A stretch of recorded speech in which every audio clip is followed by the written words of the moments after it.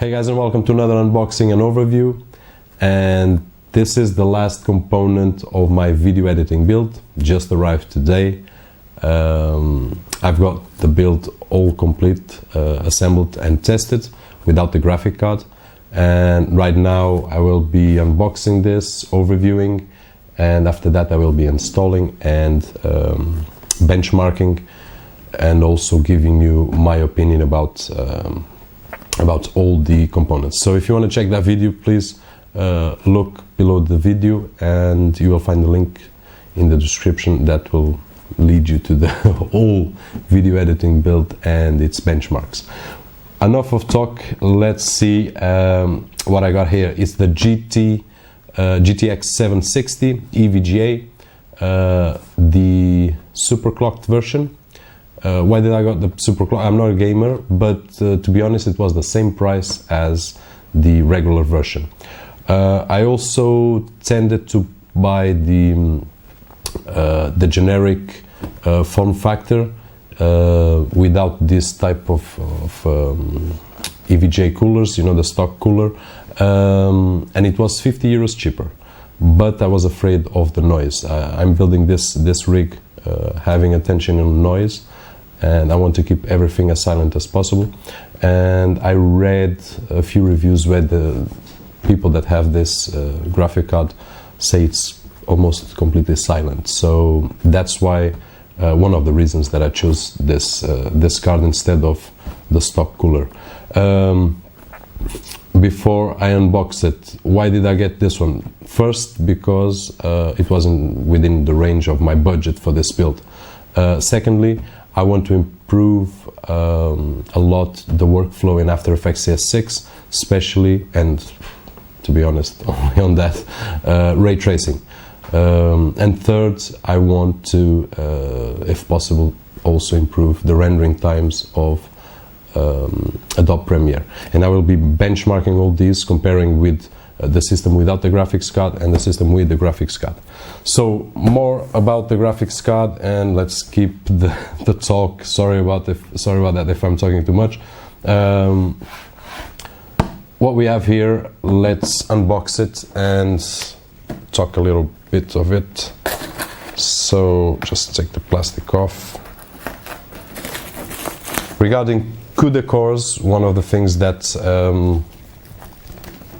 I was a bit not sure if I got this one or the 660 Ti, because 660 Ti had more CUDA cores than this one, but this is a new generation GPU Boost 2.0, and the reviews that I had the chance to read said that it was preferably this one instead of the 660 Ti. So I went with that, and let's see how all this will go. So let's open this up. Okay, and try to see the inside of the box. I have to keep from talking so much, and I'm going to apologize for that again, and go more straight to the overview. So first of all, we have, I think it is a poster from EVGA Game of Bones. If it's not pronounced like that, apologize for the pronunciation, but here we go. Not all covered in the scene. So this will be, in my case, inside the box. I'm not hanging that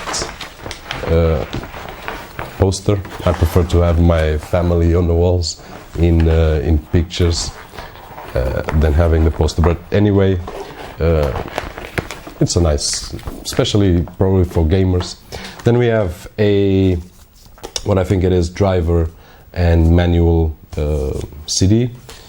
Some stickers, if you want to place the stickers on your case, not my case, and then a Attention, please allow the graphics card to cool for a minimum of 2 minutes after operating before removing it from your system. Okay, and this one I think, yeah, the same. So if you want to put on your box, just glue it there. And then we have a user guide in several languages. Always useful if you want to read something on your spare free time. And then important notice in red. It's a cutting edge. Okay, so just a message, but then we have 1, 2, 3 little bags. We check what it is, and another sticker. This one looks like kind of metal with a sticker beneath. Kind of nice, but once again, I'm not putting it on my system. My system is all black. So what we have here is a DVI to VGA adapter. Let's open it up, and here it is. DVI to VGA. And what else we have? This should be the cables, adapter cables. So we have the PCI 8-pin to dual 6-pin to connect to the graphics card. If your power supply doesn't have, you're covered, because here they are. And then you also have a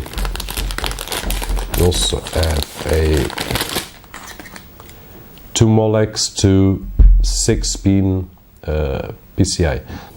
I'm not going to be needing this because the power supply has got these connections, but anyway, if you have a power supply a bit older, a reminder that this graphics card needs, well, at least in the specifications, they say they recommend 500 watt plus power supply, so you might want to take that into attention. Just gonna leave this, and let's go to the card itself. Let's see if I can figure out. Well, that was easy. And the graphic card itself. So as a first look, looks really nice. Not that I will be seeing much of my graphics card because it will be closed on my case, and my case doesn't even have a window, so I cannot see anything, and that's on purpose because I prefer spend time working instead of watching the components lighting. But I know that it's all opinion. So front of the graphics card, which really looks nice, and then on the bottom, well, it's a dual slot graphic card, so bear in mind the space that you have on your system.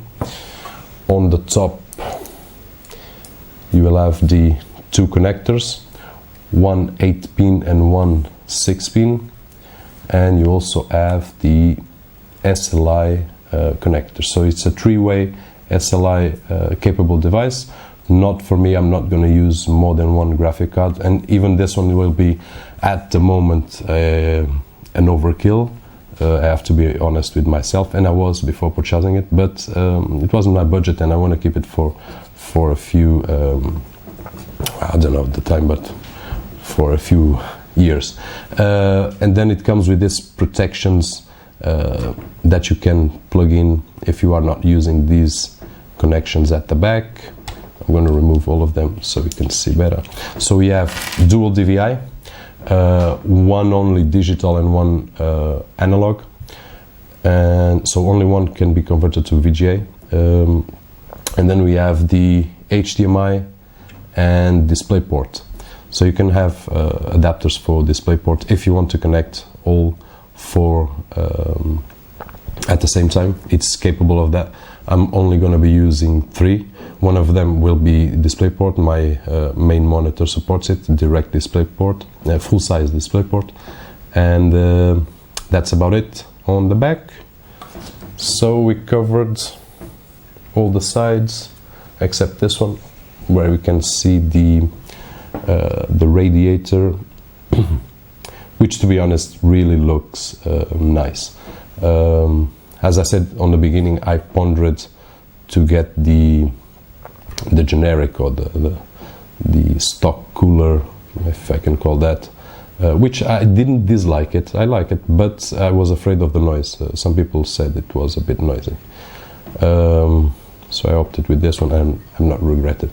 On the back, you can see that has a nice black PCB, and great looking, at least for this overview. Okay guys, so what I'm gonna do now is I'm gonna put this on my system, I'm gonna test it, I'm gonna benchmark it, and we'll also see the power consumption of this baby. And so if you want to see more about this, because at the moment I cannot say anything else, I have to try it, just check a link below this video and you will have all sorts of benchmarks. Bear in mind, I'm not a gamer. I said video editing on the title, but I'm more, or I am a motion graphics designer and video editing as well. But motion graphics design is what I do in my day-to-day basis. So I can in the future make a benchmark about gaming, but I think there are plenty of reviews about gaming, and especially of this graphics card. So I will be testing more in After Effects and Adobe Premiere. So if you have another software that you would like to see the difference between this and a Intel HD 4600, which comes integrated in the i7 4th generation CPUs, let me know and I will try to do that benchmark. So once again guys, sorry if I talk too much. If you like this video, thumbs up. If you didn't, thumbs down. And check out the video editing build that, as I said 2 or 3 times now, it's on the description. Okay, thanks for watching. My name is Roberto Jorge. Bye bye guys.